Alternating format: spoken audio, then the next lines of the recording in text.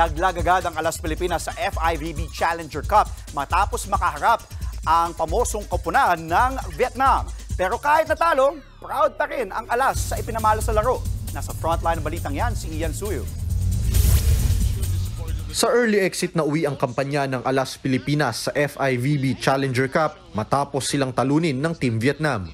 Tinapos ng Vietnam ang kampanya ng Alas sa loob ng 3 set sa harap ng home crowd sa Ninoy Aquino Stadium. Sinimula ng Vietnam ang first set na may 12-8 scoring run. Si Nguyen Thi Bich Thuyen ang nanguna sa Vietnam sa first set. Pagdating ng second set, naging dikdikan ang laro. Lamang ang Vietnam ng 3 puntos, 23-20. Pero isang monster spike ang ipinamalas ni Cici Rondina. At service ace ni Angel Canino para maidikit ang laban sa 23-22. Yun nga lang, kinapos sa magkasunod na play ang Alas kaya't nalusutan sila ng Vietnam. Dahil down ng 2 set, mas agresibong Alas ang lumaro sa ikatlong outing. Nagawa pa nilang lumamang. Vietnam grappling with it. They can't get it across. Pero sa huli, nanaig pa rin ang Vietnam para makapasok sa knockout stage. Sa kabila ng talo, proud ang Alas Pilipinas sa kanilang performance.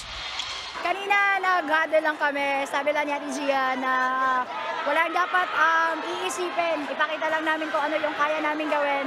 And alam naman namin na meron kaming kakayahan na hindi rin nila kaya. And ayun, kahit tinapos, andun pa rin yung laban and syempre yung walang bitaw. I think we all did our best. And we're sad about the result, but at the same time, we're happy because we learned something. We're happy because we know na binigay nga po namin yung best namin.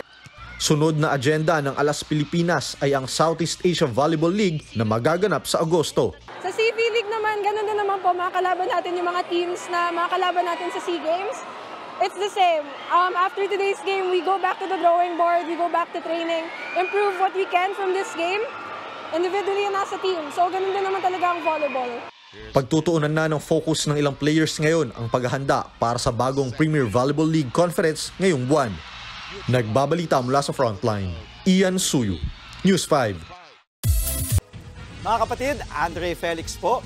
Iba na ang may alam at may pakialam sa panahon ngayon.